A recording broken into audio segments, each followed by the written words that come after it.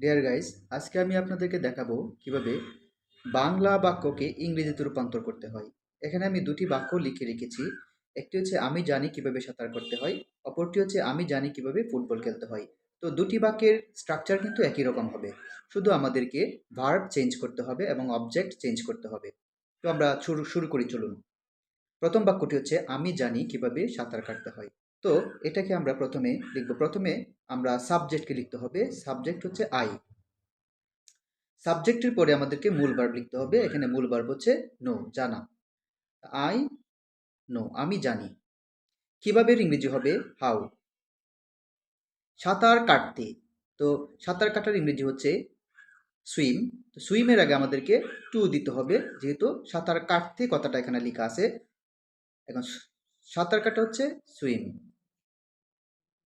I know, আমি জানি, how to swim, কিভাবে সাঁতার কাটতে হয়।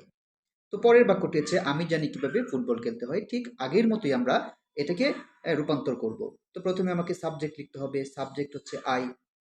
তো তারপর হচ্ছে মূল ভার্ব। মূল ভার্ব হচ্ছে এখানে নো, জানা।